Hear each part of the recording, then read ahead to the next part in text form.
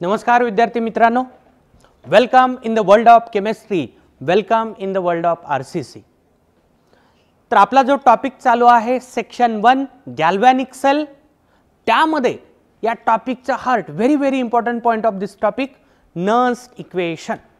नर्न्स्ट equation पहिला form, Nernst इक्वेशनचा पहिला form for electrode potential. So far we have seen main equation at 25 degree Celsius EEL equals to E naught EL minus 0.0591 upon N log Q। 25 degree Celsius हे equation, पण या इक्वेशनला देखील आपण आणखी दुसऱ्या काही फॉर्म्स मध्ये कन्वर्ट करण्याचा प्रयत्न केला होता। पहिली case metal metal ion electrode, metal metal ion electrode साठीचं इक्वेशन आपल्याला मिळालेलं EEL equals to E naught EL plus 0.0591 upon N log Mn plus। ठीक आहे ना, हे इक्वेशन फक्त मेटल मेटल आयन इलेक्ट्रोडलाच लागू होतं। आता मेटल मेटल आयन इलेक्ट्रोड म्हणजे काय? Silver rod dipped in silver ion, copper rod dipped in copper ion, ठीक आहे, zinc rod dipped in zinc ion, म्हणजे मेटलचा रॉड असावा त्याच्या ओन आयनच्या सोल्युशन मध्ये डीप केलेला असावा, त्यावेळेसचा तो फॉर्म होता। 0.0591 च्या ऐवजी 0.06 जरी वापरलं तरी काही प्रॉब्लेम नाही, कारण ते ऑलमोस्ट सेम आहे। ठीक आहे, त्यानंतर केस सेकंड आपण स्टडी केलेली प्रीवियस क्लासमध्ये हायड्रोजन इलेक्ट्रोड। हायड्रोजन इलेक्ट्रोडसाठी मी 3 इक्वेशन्स डिराइव्ह करून दाखवलेले आहेत। फॉर हायड्रोजन इलेक्ट्रोड पहिलं equation EEL equals to minus 0.0591 upon 2 log P. What is P? Pressure of hydrogen gas. P upon H plus square. हे equation तुम्ही कधी वापरणार आहात? जेव्हा क्वेश्चन मध्ये प्रेशर हे ऑदर दॅन 1 बार दिलेलं असतं तेव्हाचं हे इक्वेशन। दुसरं इक्वेशन जेव्हा प्रेशर 1 बार दिलेलं असतं त्यावेळेस EEL equals to plus 0.0591 log H plus। जेव्हा प्रेशर क्वेश्चन मध्ये 1 बार दिलेला असतं, टेम्परेचरचा तर सवालच तयार होत नाही। टेम्परेचर तर मी सुरुवातीपासून म्हणतोय किती दिलेलं असणार आहे तुला? 25 डिग्री सेल्सियस किंवा 298 केल्विन। हा होता दुसरा फॉर्म। तिसरा फॉर्म pH दिल्यानंतर काय करायचं? EEL equals to minus 0.0591 into pH। Electrode potential of hydrogen electrode is directly proportional to concentration of H plus, but it is inversely proportional to pH। पुढे sign plus आहे आणि परत एका ठिकाणी मायनस आहे, म्हणून ते डायरेक्ट इनवर्स आले। एक ग्राफ प्लॉट केलाय आपण EEL versus log of H plus concentration. कसा मिळाला होता रे? इन्क्रीजिंग मिळाला होता। का मिळाला होता? कारण रिलेशन कसं होतं? Directly proportional. ठीक आहे, तर आतापर्यंत आपण इलेक्ट्रोड साठीचं जे इक्वेशन आहे त्याच्या 2 केसेस स्टडी केलेल्या आहेत।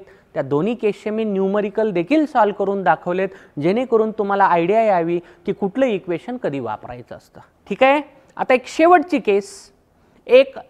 केस कोणासाठी? कॅलोमल इलेक्ट्रोड साठी। So I am dealing with Nernst equation for electrode potential. Case number 3, case number 3 it is for calomel electrode. For calomel electrode हे इक्वेशन फक्त आणि फक्त कॅलोमल इलेक्ट्रोडला लागू होणारे जे आपण आता तयार करणार आहोत। ठीक आहे, लक्षात आलं का सगळ्यांच्या? फॉर कॅलोमल इलेक्ट्रोड जनरली याच्यावर प्रश्न नसतो। ठीक आहे, आतापर्यंत याच्यावर प्रश्न आलेला नाही, but it is part of syllabus, त्यामुळे आपण याला इग्नोर करू शकत नाही। ओके, चला पहिलं काम करणार आहे मी रिएक्शन, रिडक्शन रिएक्शन काय होते बघा। कॅलोमल इलेक्ट्रोड डिटेल मध्ये आपण पाहिलेलं आहे, तिथे होणारी रिडक्शन रिएक्शन अशी Hg2Cl2 सॉलिड म्हणजे calomel plus 2 electrons giving 2Hg liquid plus 2Cl minus. ही रिएक्शन पाहिलेली आहे सगळ्यांनी। रेफरन्स इलेक्ट्रोड पॉइंट मध्ये जेव्हा मी कॅलोमल इलेक्ट्रोड टीच केला होता कॅलोमल इलेक्ट्रोडवर होणाऱ्या रिॲक्शन सांगितल्या होत्या. जेव्हा तो कॅथोड म्हणून काम करतो, जेव्हा तो ॲनोड म्हणून काम करतो, दोन्ही रिॲक्शन सांगितल्यात. पण मी सुरुवातीपासून म्हणतोय Nernst equation for electrode electrode potential requires which reaction? Reduction reaction. रिडक्शनच लागतं, रिडक्शन रिॲक्शन. कारण मिळणारा रिझल्ट कोणतं पोटेन्शियल असतं?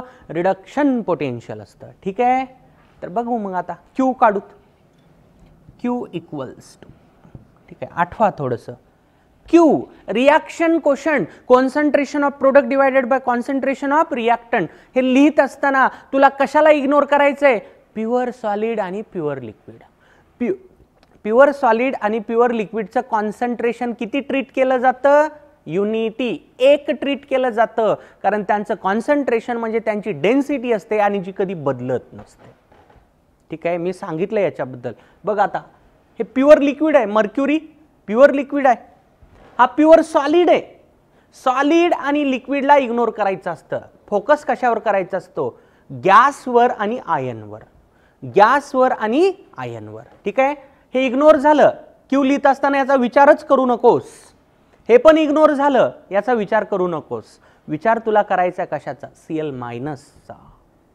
इथं गॅस नाही आहे, ठीक आहे ना, Cl मायनसचा विचार होणार आहे. ठीक आहे, आता बघा कसं लिहित असतो आपण क्यू.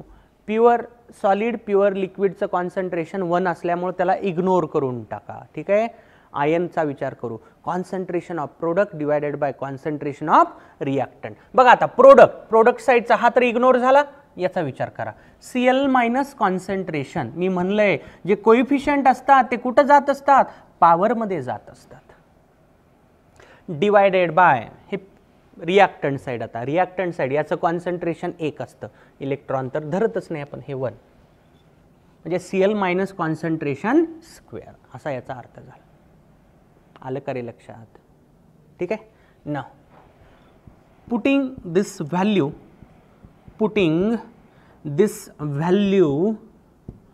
in कुठलं equation? Nernst equation. EEL equals to E naught EL minus 0.0591 upon 2 log Q. Log Q. We get what we get? See, he value Q ची मी या इक्वेशन मध्ये आता सबस्टिट्यूट करणार आहे. पाहूत आपल्याला काय मिळतं ते. ठीक आहे, EEL equals to E naught EL minus 0.0591 upon n. n किती घेऊ? n म्हणजे नंबर ऑफ इलेक्ट्रॉन्स. ठीक आहे, हे n आहे, sorry, here it is n. Number of electrons बघ रे, किती आहेत number of electrons? Yes, 2. So here 2 log Q. log Q. Q काय मिळालंय आपल्याला? Cl minus concentration square. So log of Cl minus concentration its square. लॉगची property, जो power असतो तो कोइफिशियंट म्हणून ट्रीट करता येतो. हे पॉवर मधलं जे 2 आहेत हे पुढे आणता येतं. हे 2 इथं पुढे आलं, हे 2 पुढे आल्यानंतर या खालच्या 2 बरोबर कट होणारच आहे. तर मी असं डायरेक्टली कट करू शकतो. हे 2 कसं कट होते पहा रे. हे पॉवरचं जे 2 आहे हे पुढे कोइफिशियंट म्हणून आणता येतं. लॉगची प्रॉपर्टी आहे तशी. कसं काय? असं log x raised to power a equals to a log x अशी प्रॉपर्टी आहे. जो पॉवर असतो तो कोइफिशियंट म्हणून वापरता येऊ शकतो. मी तेच म्हणतोय, इथं पॉवर 2 आहे ना, या पॉवरला पुढे आणलं, इथं 2 आला, हे 2 आणि इथलं 2 काय होऊन जाईल? कट होऊन जाईल. Got it? ओके, चला पुढे जाऊत. आता ते 2 कट झालं.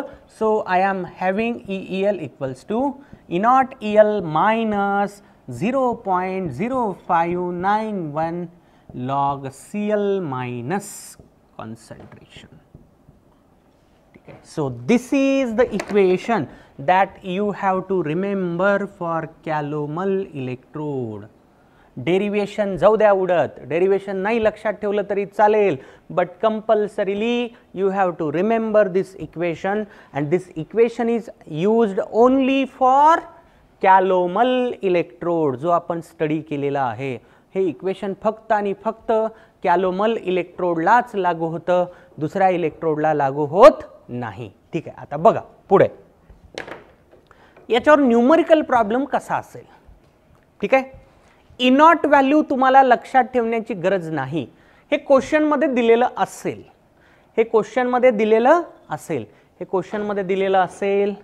ओके, तुला हे पण दिलेलं असेल. मी क्वेश्चन सॉल्व करून दाखवणारच आहे. Okay, no problem. आता बघा, थिंक करा थोडंसं. Electrode potential of calomel electrode आणि log of Cl minus concentration या दोघांमध्ये रिलेशन नेमकं कसं आहे बघा. आता इथं साइन मायनस आहे ना, हे मायनस साइन याला लागू होणार आहे, याला पण लागू होईल ना.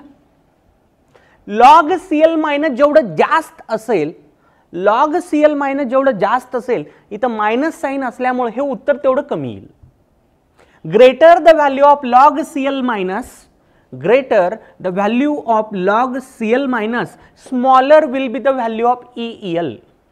हे जेवढं जास्त तेवढं हे कमी, हे जेवढं जास्त तेवढं हे कमी, हे जेवढं जास्त तेवढं हे कमी. म्हणजे रिलेशन कसं झालं रे, डायरेक्ट का इनवर्स, डायरेक्ट का inverse, inverse. Therefore EL is inversely proportional to log Cl minus. Log Cl minus ला इनवर्स म्हणजे ऑटोमॅटिकली Cl मायनस ला इनवर्स होणारच आहे. ठीक आहे, लक्षात घ्या. आता potential of calomel electrode is inversely proportional to Cl minus concentration. Potential of calomel electrode is inversely proportional to Cl minus concentration. ठीक आहे, आता थोडंसं आठवा, मी एक प्रॉमिस केलेलं होतं. मी असा माणूस आहे जे प्रॉमिस कधीच तोडत नाही. आपल्यानं होत असेल तरच मी प्रॉमिस करत असतो. आणि मी प्रॉमिस केलं होतं 2 ते 3 क्लासच्या अगोदर. मी एक प्रॉमिस केलं होतं. मी जेव्हा कॅलोमल इलेक्ट्रोड टीच केला होता त्यावेळेस एक टेबल घेतला होता, आठवा थोडंसं. कॉन्सन्ट्रेशन ऑफ KCl आणि पोटेन्शियल व्हॅल्यू. कारण आपण म्हणलं होतं कॅलोमल इलेक्ट्रोडचं पोटेन्शियल 0 नसतं. The potential of calomel electrode is not 0 volt. It depends upon the concentration of KCl. KCl म्हणलं की याच्यात Cl मायनस आलाच ना. Potential of calomel electrode depends upon Cl minus concentration. आठवा बघा, असं केलं होतं 0.1 मोलार, 1 मोलार आणि सॅच्युरेटेड असा टेबल आहे सगळ्यांकडे. व्हॅल्यू पण सांगतो तुला बघ, 0.337 वोल्ट, 0.280 वोल्ट आणि 0.242 वोल्ट या व्हॅल्यूज देखील मी सांगितलेल्या आहेत. बघा आता हे कॉन्सन्ट्रेशन वाढत चाललं. सॅच्युरेटेड म्हणजे खूप जास्त कॉन्सन्ट्रेशन, 0.1 पासून 1 झालं, वाढलं. 1 पासून सॅच्युरेटेड वाढलं. कॉन्सन्ट्रेशन वाढतंय, कॉन्सन्ट्रेशन Cl मायनसचं वाढत चाललं. पोटेन्शियल काय होते बघ, कमी होतंय. पोटेन्शियल कमी व्हायलं म्हणजे रिलेशन इनव्हर्सच झालं ना. जेवढं Cl मायनस कॉन्सन्ट्रेशन जास्त तेवढं कॅलोमल इलेक्ट्रोडचं पोटेन्शियल कमी असतं. There is inverse relation. तर मी या व्हॅल्यू जेव्हा सांगितल्या होत्या तेव्हा म्हणलं होतं मी तुला प्रूव्ह करून दाखवेल की कॅलोमल इलेक्ट्रोडचं पोटेन्शियल कसं काय Cl मायनस कॉन्सन्ट्रेशनला इनवर्स असतं. हा त्याचा प्रूफ आहे, हा त्याचा मॅथमॅटिकल प्रूफ आहे. आलं का लक्षात. हायड्रोजन इलेक्ट्रोडचं असं नाही. Potential of hydrogen electrode is directly proportional to H plus concentration, but the potential of calomel electrode is inversely proportional to Cl minus concentration. Calomel ला inverse relation आहे, हायड्रोजन इलेक्ट्रोड साठी direct relation आहे. ठीक आहे, त्याचा proof दिलाय मी थोडक्यात. हा टेबल आहे सगळ्यांकडे. मी हा टेबल आता इरेज करणार आहे. ठीक आहे ना. मी आता एक इथं ग्राफ सांगणार आहे. जो ग्राफ आपण हायड्रोजन इलेक्ट्रोड मध्ये ड्रॉ केला होता ना, तसाच एक ग्राफ इथं आपल्याला ड्रॉ करायचा आहे. ठीक आहे, बघा ग्राफ मी ड्रॉ करतोय.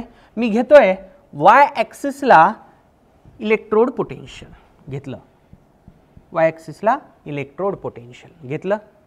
x ॲक्सिसला घेतो मी log Cl minus concentration, log Cl minus concentration. y ॲक्सिसला इलेक्ट्रोड पोटेन्शियल घेतलं, x ॲक्सिसला लॉग Cl मायनस कॉन्सन्ट्रेशन घेतलं. सांगा ग्राफ कसा येईल. बघा इथंच कळतंय तुम्हाला. Potential of calomel electrode is inversely proportional to log Cl minus. As there is inverse relation, as there is inverse relation, graph will be like this, decreasing. Hydrogen electrode साठी असा ग्राफ आलाय increasing, याला म्हणायचं increasing graph, कारण तिथं relation कसं होतं, direct होतं. कॅलोमल इलेक्ट्रोड साठी डिक्रीजिंग ग्राफ येतो, का तर रिलेशन कसं आहे, इन्व्हर्स आहे. अशा ग्राफचा एक क्वेश्चन आपल्या आरसीसी बुकलेट मध्ये प्रेझेंट आहे. ठीक आहे ना.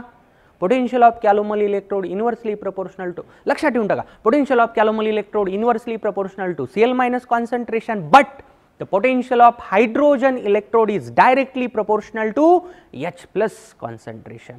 लक्षात आलंय का रे, आलंय ना लक्षात. चला फटाफट नोट करून घ्या, हे इक्वेशन कमीत कमी लक्षात ठेवा. Forget about the derivation, no problem. Okay, चला नोट करा.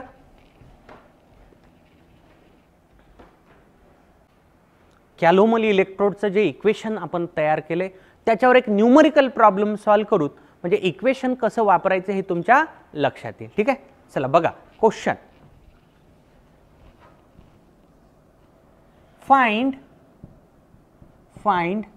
The potential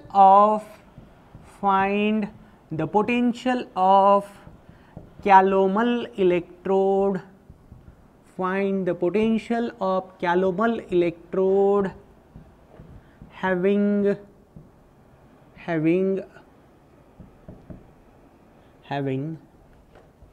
0.01 molar KCl solution at 298 Kelvin, E naught equals to 0.280 volt. Calomel इलेक्ट्रोडचं पोटेन्शियल ई नॉट म्हणजे स्टँडर्ड इलेक्ट्रोड पोटेन्शियल हे क्वेश्चन मध्ये दिलेलं असतं, कारण ते 0 नाहीये ना. हां, एसएचईचं देण्याची गरजच नाही. एसएचईचे जेव्हा आपण क्वेश्चन्स पाहिले होते, हायड्रोजन इलेक्ट्रोडचे सॉरी, जेव्हा आपण क्वेश्चन पाहिले होते तेव्हा ई नॉट व्हॅल्यू दिलेलीच नव्हती. का दिलेली नव्हती, गरज नाही ना, कारण एसएचई साठी ई नॉट किती माहिती रे आपल्याला, किती असतो, 0 व्होल्ट. का असतो माहित नाही, there is no reason, it is assumption. ठीक आहे ना. तर इथे ई नॉट द्यावाच लागतो, हे काही तुम्हाला लक्षात ठेवण्याची गरज नाही. चला तर मग क्वेश्चन सॉल्व्ह करू. टेम्परेचर तर 298 दिलेलंच असतं, no problem for that. Okay, चला बघा, डायरेक्ट फॉर्म्युला बेस्ड क्वेश्चन आहे. Potential of calomel electrode it is equals to E naught EL minus 0.0591 log Cl minus concentration. Put the values. EL equals to E naught, बघ रे, E naught किती दिला, 0.280 minus, याला 0.06 घेऊत, चलते ना. 0.0591 ला 0.06 लिहितो. नंतर म्हणशील कसं केलं की हे, अरे काही नाही, हे जवळपास सारखंच आहे ना. ठीक आहे, लॉग Cl मायनस KClचं कॉन्सन्ट्रेशन म्हणजे Clचंच कॉन्सन्ट्रेशन, आणि KCl मध्ये Cl मायनस असतोच ना. किती आहे, 0.0 लॉग ऑफ 0.01. ठीक आहे, आता तुला अडचण जाणारच या लॉगची, फक्त तेवढं मी सांगतो, बाकी तर काही विशेष नाही. ठीक आहे, बघ इथं लिहितो बाजूला लॉग ऑफ 0.01, याला मी लिहितो लॉग 10⁻⁻². लॉग 10⁻⁻², किती रे, log of 10⁻x is x, log of 10⁻x is x. 10चा जो काही पॉवर असेल तोच त्याचा लॉग असतो. याचा लॉग किती येईल, -2, याचा लॉग येणार आहे -2. ठीक आहे, लॉग 0.01 किती मिळाला तुला, -2. Put here 0.280 minus 0.06 multiplied by -2. आता बघ, हे मायनस आणि हे minus plus, minus minus plus, so 0.280 plus 0.12, 0.12 किती येईल रे, सांग बरं किती येईल, 0.400. किती झिरो लिहा पुढे, काय मॅटर करत नाही, एवढं ओल्ट. 0.4 ओल्ट, 0.4 ओल्ट. आलं का लक्षात तुझ्या, आलं ना रे. फक्त एवढंच महत्वाचं आहे, log of 0.01 is -2 on which basis, log of 10⁻⁴ is x. 10चा जो काही पॉवर दिसेल तुला बिंदासपणे जो पॉवर असतो तोच त्याचा लॉग असतो.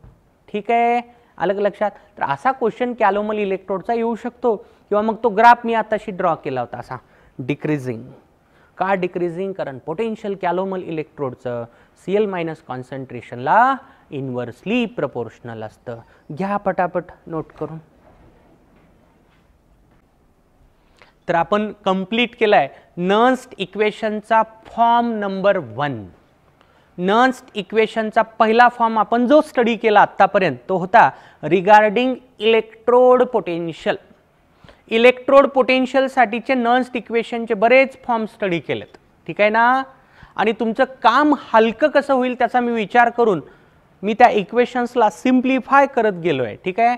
आपण ज्या 3 केसेस स्टडी केले ना, metal metal ion electrode, hydrogen electrode आणि कॅलोमल इलेक्ट्रोड, कमीत कमी ते तरी इक्वेशन तुम्ही लक्षात ठेवा. पण कोणतं इक्वेशन कधी वापरायचं हे खूप महत्त्वाचं. नाहीतर ह्याचं त्याला आणि त्याचं याला करू नका, अवघड असते ते. ठीक आहे ना. तसं काही करू नका. मेटल मेटल आयन इलेक्ट्रोडच्या इक्वेशनमध्ये मिडल साइन प्लस आहे, लक्षात ठेव. हायड्रोजन इलेक्ट्रोडच्या इक्वेशनमध्ये ते तर सोपं इक्वेशन आहे, 0.0591 log H plus. Maximum question तर याचेच असतात किंवा पीएचचे असतात. EL = -0.0591 pH. कॅलोमल इलेक्ट्रोडवर अद्याप तरी क्वेश्चन आलेला नाही, तरी सिलेबसचा भाग आहे त्यामुळे एक इक्वेशन लक्षात ठेवायला काही प्रॉब्लेम नाही. ठीक आहे. आता जायचंय नर्न्स्ट इक्वेशनच्या पार्ट सेकंडकडे. आपण इलेक्ट्रोड पोटेन्शियल साठीचं नर्न्स्ट इक्वेशन स्टडी केलं, कंप्लीट झालं ते. Now we are going to study Nernst equation for EMF of cell. Nernst equation for EMF of cell. सेलचा EMF काढण्यासाठीचं जे नर्न्स्ट इक्वेशन आहे त्याबद्दल आपल्याला आता चर्चा करायची आहे. ठीक आहे.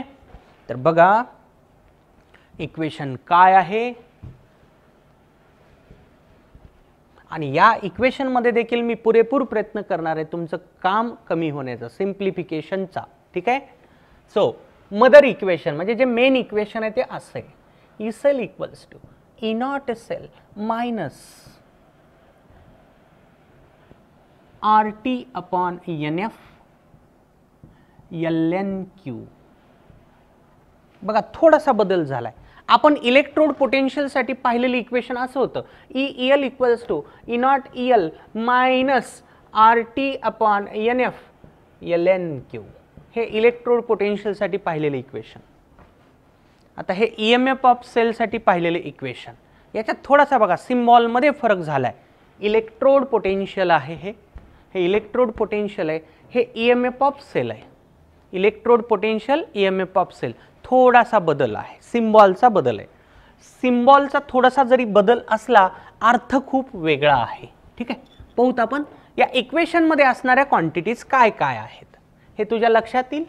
EMF of cell, EMF of cell, standard EMF of cell, not in our standard EMF of cell. R as usual gas constant, T as usual temperature, F as usual Faraday's constant. जे symbol तिथं होते ना तेच दिसतायत ना इथं पण.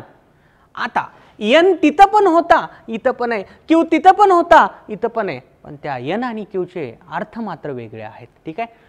तर ज्या सिम्बॉलचे अर्थ वेगळे आहेत तेवढं मी लिहिणार आहे. N number of electrons in net cell reaction. Number of electrons in net cell reaction. Net cell reaction पाहिली ना आपण. इलेक्ट्रॉन नसणारी रिएक्शन. बघा किती मजा आहे. इलेक्ट्रॉन नसणारी रिएक्शन म्हणजे नेट रिएक्शन तर म्हणतोय मी एका बाजूला, तसं म्हणतोय. परत काय म्हणायलो, नेट सेल रिएक्शन मध्ये किती इलेक्ट्रॉन्स आहेत ते दिसत नाही, तुला शोधून काढावे लागतात. दिसत नसतात. उघड्या डोळ्यानं तुला नेट रिएक्शन मध्ये इलेक्ट्रॉन तर दिसणारच नाहीत, पण तुला विचार करावा लागतो की नेट रिएक्शन तयार होत असताना किती इलेक्ट्रॉन आले. म्हणजे ॲनोडला किंवा कॅथोडला जे इलेक्ट्रॉन्स इन्व्हॉल्व्ड आहेत त्याचा तुला विचार करावा लागतो. मी क्वेश्चन याचे देखील सॉल्व करून दाखवतो, तुझं हे क्लिअर करून दाखवतो. सध्याला लक्षात घे N म्हणजे काय आहे तर नंबर ऑफ इलेक्ट्रॉन्स आहे. जिथं म्हणजे तिथं जे होतं ना नंबर ऑफ इलेक्ट्रॉनचं, इथं देखील तसंच आहे, number of electrons. Okay. Q बघा. What is Q here? Q is reaction quotient. Q is reaction quotient of net cell reaction, reaction quotient of net cell reaction. तिथं पण Q होता, त्या Q चा अर्थ होता reaction quotient of reduction reaction. पहिलं जे इक्वेशन आपण स्टडी केलं ना, नन्स इक्वेशन फॉर्म नंबर 1, तिथं Q चा मीनिंग काय होता, reaction quotient of reduction reaction. का रे? कारण तिथं इलेक्ट्रोड पोटेन्शियल कोणतं मिळत होतं तुला, रिडक्शन पोटेन्शियल मिळत होतं. इथं तुला ईएमएफ काढायचं ना, सेलचा ईएमएफ काढायचा आहे, म्हणून रिडक्शन फक्त जमणार नाही. सेलची रिएक्शन कशी असते, reduction plus oxidation, it is redox reaction. सेलची ओव्हरऑल रिएक्शन कशी असते, रिडक्शन नसते फक्त ती, रिडक्शन पण असते, ऑक्सिडेशन पण असते, दोन्हीचं कॉम्बिनेशन म्हणून रेडॉक्स रिएक्शन असते. तर ती नेट सेल रिएक्शन, त्याचा रिएक्शन कोशंट. ठीक आहे का, आलं का लक्षात. आता हा LN म्हणजे नॅचरल लॉग आपल्याला क्वेश्चन सॉल्विंग मध्ये वापरता येत नाही, कारण LN आपल्याला काढताच येत नाही. पण आपण काय करूत, याला LOG मध्ये कन्वर्ट करूत, जे आपल्याला सॉल्व करता येतं. ठीक आहे, तर बघा याला असं लिहिता येतं, E cell equals to E naught cell minus 2.303 RT upon NF log Q. हे कसं आलं रे, कसं आलं हे, LN इक्वल्स टू 2.303 LOG. तिथं पण अशी स्टेप मी परफॉर्म केली होती. LN म्हणजे natural log equals to 2.303 LOG. LN equals to 2.303 LOG. ठीक आहे का. आता बघा, at 25 degree Celsius, at 25 degree Celsius जेव्हा टेम्परेचर 25 डिग्री सेल्सियस दिलेलं असेल, म्हणजेच 298 केल्विन दिलेलं असेल, तेव्हा 2.303 R into T upon F, R into T upon F. बघा हा कॉन्स्टंट आहे 2.303, R गॅस कॉन्स्टंट असतो, टी हे टेम्परेचर केल्विन मधलं. इथं लिहिताना जरी मी सेल्सियस लिहिलेलं असलं, याला मी कन्वर्ट करूनच इथं वापरत असतो. 298 kelvin. Faraday's constant 96,500 kelvin. 25 degree सेल्सियसला हा पूर्ण टर्म बनतो 0.0591. तुम्ही कॅल्क्युलेशन करून पाहू शकता, उगा असंच बोलत नाही आहे मी करून पाहिलेलं आहे, ते मी सगळंच केलेलं आहे. ठीक आहे ना. तर याची व्हॅल्यू किती येते, 0.0591. ठीक आहे. तर 25 डिग्री सेल्सियसला, therefore at 25 degree Celsius what we can write E cell equals to E naught cell minus याच्या जागी 0.0591 अपॉन N. बघा हे 2.303 RT अपॉन F गायब झालं. ठीक आहे. 0.0591 अपॉन N लॉग Q. तर तुला हा फॉर्म्युला न्यूमरिकल प्रॉब्लेम साठी लक्षात ठेवायचा आहे, हा फॉर्म्युला. ठीक आहे का. हा फॉर्म्युला तुला लक्षात ठेवायचा आहे. ओके. आता 0.0591 च्या ऐवजी तू 0.06 जरी घेतलंस तरी चालेल. 0.0591 च्या ऐवजी तू 0.06 घेतलं तरी चालेल. ठीक आहे ना. N म्हणजे number of electrons net cell reaction मधले. ते इलेक्ट्रॉन्स कसे काढायचे हे मी I think so video number 3 मध्ये डिस्कस केलेला आहे. कन्व्हेन्शनल सेल रिप्रेझेंटेशन पाहिलं ना आपण, तिथं ते नंबर ऑफ इलेक्ट्रॉन्स कसे काढ, तिथं मी म्हणत होतो बघा, पुढे आपल्याला नॉन्स इक्वेशन स्टडी करायचे, त्याचे क्वेश्चन सॉल्व करताना पहिली स्टेप तीच असते. तर इथं त्याचा वापर आहे. ठीक आहे. क्यू कसा काढायचा, product concentration divided by reactant concentration. पुढे गेल्यानंतर 1-2 क्वेश्चन झाल्यानंतर या इक्वेशन बद्दल एक ट्रिक पण मी सांगणार आहे, जेणेकरून तुमचा एक्झाम मधला टाइम थोडासा सेव्ह होईल. ठीक आहे. लक्षात आलं का. तर हे दुसरं नर्न्स इक्वेशन आहे, जे तुम्ही कधी वापरणार आहात, क्वेश्चन वाचणार आहात तुम्ही, calculate the EMF of cell. Calculate the EMF of cell question वाचल्यानंतर हे इक्वेशन वापरायचं आहे. पण हे ऑलवेज नसते वापरायचं. मी म्हणलं होतं तुम्हाला EMF ऑफ सेलचा क्वेश्चन वाचल्या वाचल्या पहिलं काम करायचं असतं कॉन्सन्ट्रेशनवर नजर टाका. ते जर 1-1 असेल, कॅथोड ॲनोड दोन्ही ठिकाणचं कॉन्सन्ट्रेशन जर 1-1 असेल, no need to use Nernst equation, कारण ते स्टँडर्ड EMF ऑफ सेलचा क्वेश्चन असतो जो इझी असतो एकदम, कॅथोड मायनस ॲनोड. पण जर त्या दोन्हीपैकी एक जरी 1 मोलार नसेल किंवा दोघंच्या दोघं 1 मोलार नसतील, definitely that question belongs to Nernst equation. ठीक आहे, आपली ही चर्चा अशीच ठेवू, हे कधी वापरायचं नर्स्ट इक्वेशन आणि कधी वापरायचं नाही त्या अगोदर मला बोर्ड इरेज करायचा, म्हणून तुम्ही काय करणार आहात हे सगळं नोट करून घ्या. मी लगेच डिटेलमध्ये जातोय.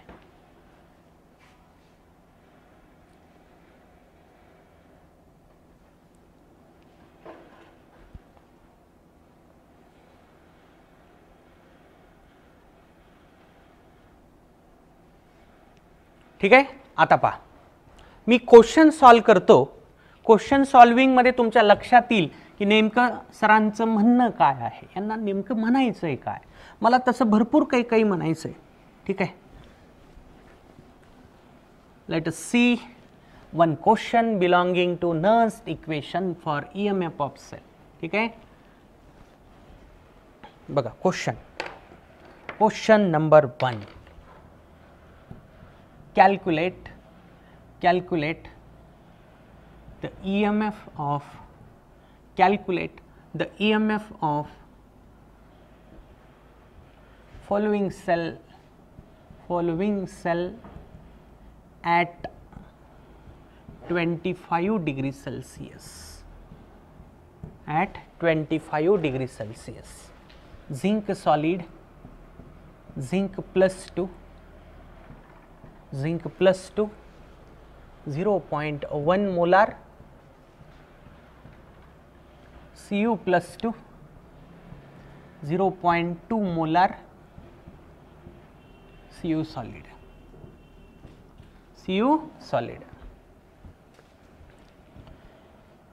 E naught zinc equals to minus 0.76 volt, E naught Cu equals to 0.34 volt. तर असा हा क्वेश्चन आहे, हे गिवन डेटा म्हणून दिलंय शेवटी, असा हा क्वेश्चन आहे. आता बघा कन्फ्युजन वाढायला सुरुवात झाली टॉपिकमध्ये. थोडंसं रिकॉल करा किंवा तुमच्याकडे नोटबुक असेल, मी जेवढं टीच केलं आतापर्यंत, तुम्ही काय करा, EMF ऑफ सेल हा पॉईंट काढा. EMF ऑफ सेल हा पॉईंट झाल्यानंतर मी 2-4 न्यूमरिकल प्रॉब्लेम घेतले होते. Calculate the EMF of following cell. त्यामध्ये पहिला क्वेश्चन बघा तुला असा दिसेल, zinc solid, zinc plus 2, 1 molar. तू चेक कर, मी बोलतोय ते उगच बोलत नाही, तो असा क्वेश्चन पाहशील तिथं. Cu plus 2, 1 molar Cu solid. कुठं पाहायचंय तुला, EMF of sale me point जिथं टीच केलंय ना तो पॉइंट झाले, तिथं फॉर्म्युले पाहिले होते ना 3-4, त्याच्यावर न्यूमरिकल घेतले होते. तिथं बघ तुला असा क्वेश्चन दिसेल, त्या 3-4 क्वेश्चन मध्ये असा एक क्वेश्चन दिसेल, या सेलचा EMF काढा असा क्वेश्चन मी घेतला होता. ठीक आहे, आता या 2 क्वेश्चनला आपण कम्पेअर करू. हा क्वेश्चन ऑलरेडी आपण सॉल्व केलेला आहे, याचं उत्तर पण सांगतो तुला किती आलं असेल. याचं उत्तर तुझं आलं असेल 1.1 व्होल्ट. आता या 2 क्वेश्चन मध्ये फरक नेमका काय आहे हे लक्षात घ्या. See here, concentration is 1 molar, 1 molar. Temperature तर ऑलरेडी 25 तिथं पण दिलेलंच होतं, म्हणजे इथं स्टँडर्ड कंडिशन्स मेंटेन झालेल्या होत्या. ठीक आहे, म्हणजे हा क्वेश्चन ई सेलचा नव्हता, हा क्वेश्चन कशाचा होता, ई नॉट सेलचा होता. लक्षात घे, नर्स्ट इक्वेशन तुला ई नॉट सेल काढायला मदत करत नाही. नर्स्ट इक्वेशन तुला ई नॉट सेल काढायला मदत करत नाही, नर्स्ट इक्वेशन तुला ई सेल काढण्यासाठी मदत करतो. लक्षात येतंय का काय म्हणतोय. Using nernst equation, what we are calculating E cell, not E naught cell. कारण E naught cell काढण्याची गरज म्हणजे नर्स्ट इक्वेशन वापरण्याची गरज नाही तिथं. डायरेक्ट ते काय करायचं असतं, कॅथोड मायनस ॲनोड, दोघांची SRP घ्या, कॅथोड मायनस ॲनोड. फरक लक्षात घे. म्हणून मी तेव्हा पण म्हणलं होतं, आज परत एकदा म्हणतोय, जेव्हा जेव्हा तू calculate the EMF of cell असा क्वेश्चन वाचशील तेव्हा तुझं पहिलं काम काय असणार आहे, तू काय कर, या कॉन्सन्ट्रेशनकडे नजर टाक. नजर टाकायची तुला कॉन्सन्ट्रेशनकडे. ठीक आहे. कॉन्सन्ट्रेशनवर नजर टाकल्यानंतर जर तुला दोन्ही ठिकाणी 1 मोलार दिसलं, थोडंसं रिलॅक्स हो. दोन्ही ठिकाणी 1 मोलार दिसलं ना, रिलॅक्स. का रिलॅक्स? आणि हा एकदम साधा क्वेश्चन आहे. तुला इथं काय करायचं रे? कॅथोड मायनस ॲनोड करायचं आहे. इनॉट सेल काढत असताना तुला काय करायचं आहे? कॅथोड मायनस ॲनोड करायचं आहे. ठीक आहे ना. मी तेव्हा पण म्हणलं होतं, जर या दोन्हीपैकी एक जरी कॉन्सन्ट्रेशन 1 मोलार नसेल, या दोन्हीपैकी एक जरी कॉन्सन्ट्रेशन 1 मोलार नसेल किंवा दोन्हीच्या दोन्ही 1 मोलार नसतील, तेव्हा रिलॅक्स होऊन जमत नाही रिलॅक्स होऊन. कारण हा क्वेश्चन आता इझी राहिलेला नाही. हा क्वेश्चन थोडासा लेंदी झाला, कारण आपण आता ई सेल काढणार नाहीयेत. आपण काय काढणार आहोत? बघा इथंच हे 1 मोलार दिसते का रे? नाही. हे 1 मोलार दिसते का? नाही. म्हणजे हा क्वेश्चन ई नॉट सेलचा नाही. हा क्वेश्चन कशाचा आहे? ई सेलचा आहे. आणि ई सेल काढण्यासाठी काय वापरायचं असतं? नर्न्स इक्वेशन. फरक यायला का रे लक्षात? काय बोलतोय मी? लक्षात येतंय? कॉन्सन्ट्रेशन 1 मोलार जर नसतील दोन्हीच्या दोन्ही, तेव्हा तुला काय वापरायचं असतं? नर्न्स इक्वेशन. अपेक्षा करतो मी जे बोलतोय ते तुमच्यापर्यंत पोहोचतंय आणि मग क्वेश्चनच्या सॉल्विंगला आता सुरुवात करतोय. ठीक आहे. फरक लक्षात आला ना. तर हा क्वेश्चन आहे ई सेलचा. हा नर्न्स इक्वेशनचा क्वेश्चन आहे. This is not question belonging to Nernst equation. आणि ते हे स्टँडर्ड आहे. नर्न्स इक्वेशनच्या हेडिंगलाच मी सांगितलेलं आहे, equation which is use to find electrode potential और EMF of cell under ordinary conditions और नॉन स्टँडर्ड कंडिशन्स. ठीक आहे. तर हा क्वेश्चन ई सेलचा आहे. चला सॉल्व करूयात आता. हा क्वेश्चन सॉल्व करूयात ई सेलचा.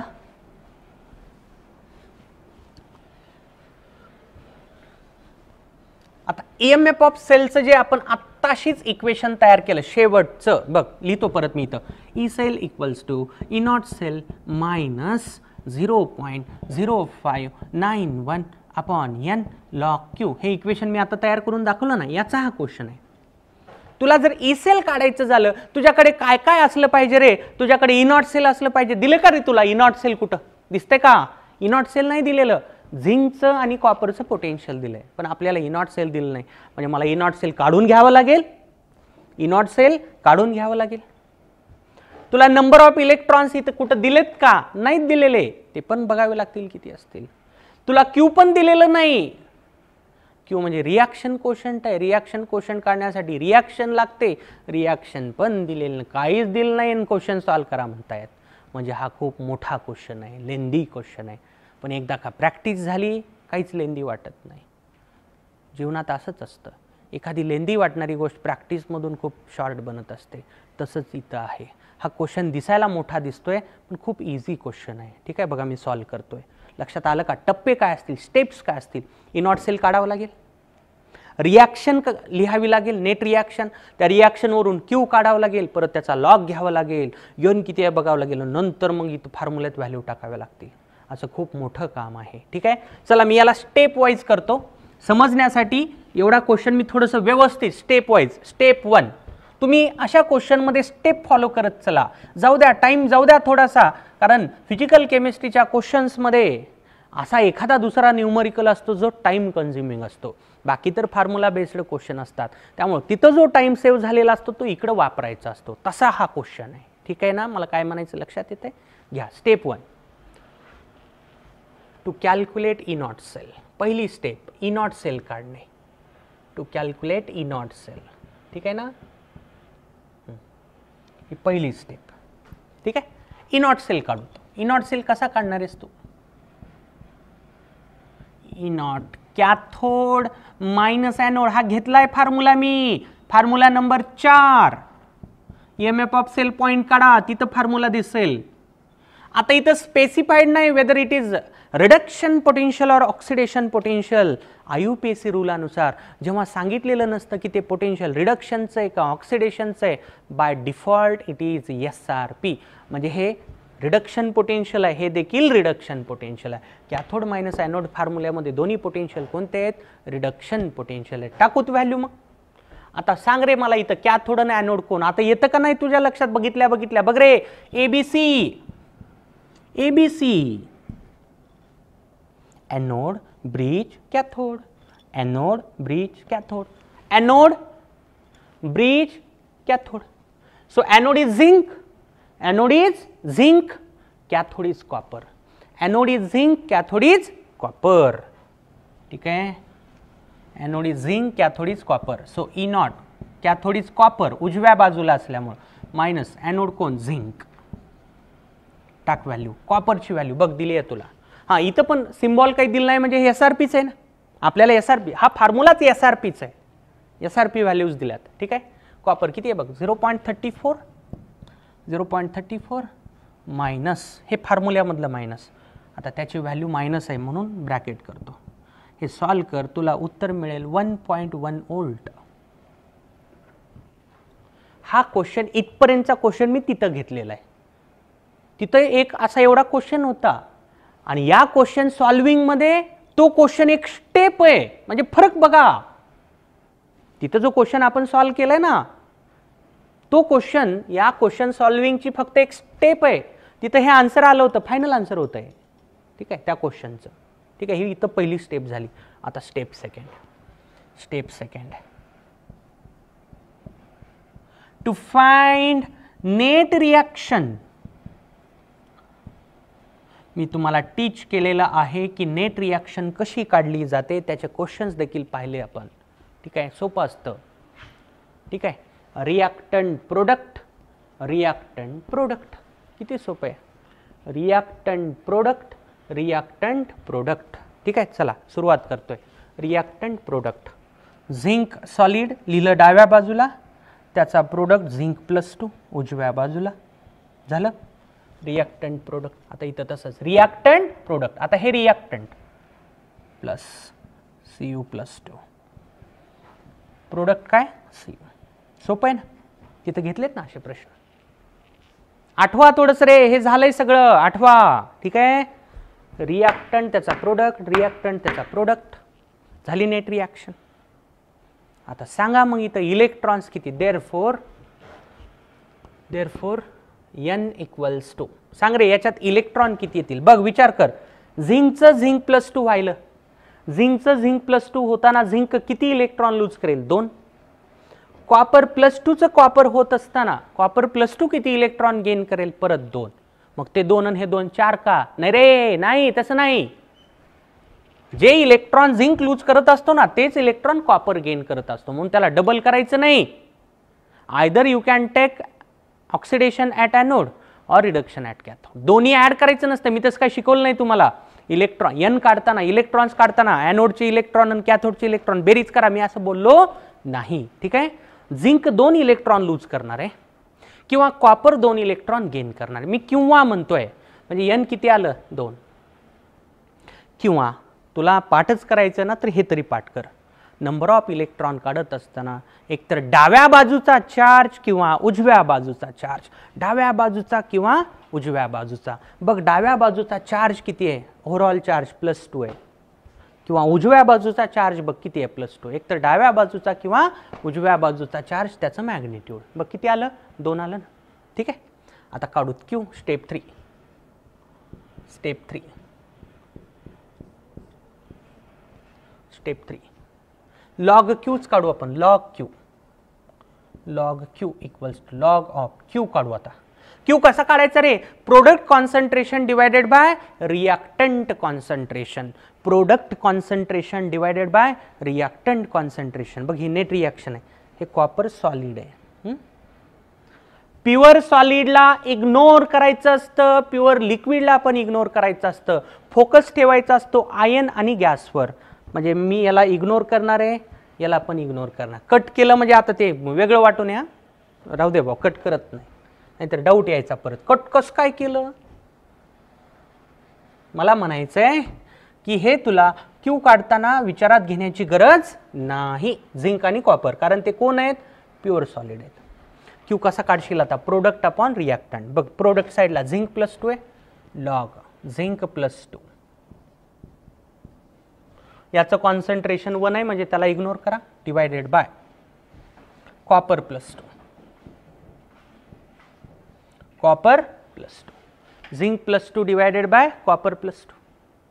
जे दोन्ही सॉलिड इग्नोर झाले. कोएफिशियंट 1 1 आहेत त्यामुळे पॉवरमध्ये इथं 1 आणि इथं 1.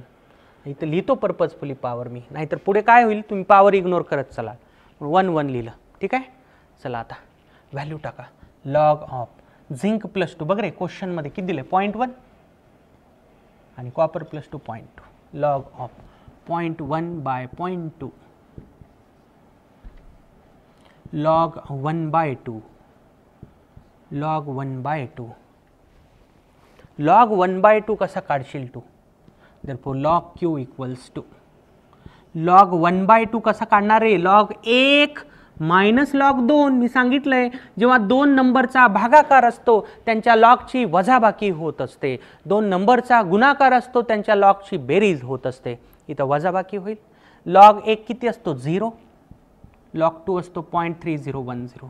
तर हे उत्तर यायला -0.3010 -0.3010. ठीक आहे का. ह्या झाल्या 3 स्टेप. बघा 3 स्टेप इथपर्यंत तुम्हाला विचार करायचा असतो. पहिल्या स्टेपमध्ये E0 सेल काढा, दुसऱ्या स्टेपमध्ये नेट रिॲक्शन काढा आणि तिसऱ्या स्टेपमध्ये लॉग क्यू काढा. आता चौथी स्टेप फायनल स्टेप असेल ही कॅल्क्युलेशनची. Step 4 final calculation. ठीक आहे. इक्वेशन बघा. E cell equals to E0 cell minus मी 0.0591 घेत नाही, मी 0.06च घेणार आहे, काही बिघडत नाही, अपॉन एन लॉग क्यू. चला व्हॅल्यू टाका याच्यात. Therefore E cell equals to E0 cell किती काढलास रे. हे चलते ना रे. 0.0591 च्या ऐवजी 0.06. E0 सेल किती काढलास बघ 1.1. तू काहीच काढलं नाहीस, मीच काढलंय सगळं. 1.1 मायनस 0.06 अपॉन एन किती नंबर ऑफ इलेक्ट्रॉन्स किती बघ इथे 2. लॉग क्यू किती आलाय -0.3010. आता एवढं कॅल्क्युलेशन करूत. Minus minus plus minus minus plus. So it is 1.1 plus. आता हा भागाकार करतो इथं प्लस 0.03 इंटू 0.3 इंटू 0.3. आता हा गुणाकार केला 3 त्रिक 9 होत आहे 0.009. तर हे सगळं कॅल्क्युलेशन जर केलं मला वाटतंय 1.109 वोल्ट एवढा आन्सर येते. तुम्ही तुमच्या लेवलवर चेक करा. मला वाटतंय तेवढा आन्सर आलं पाहिजे आणि मला वाटतंय म्हणजे तसं येतच असावं असं मला वाटतंय. ठीक आहे का. चला नोट करा.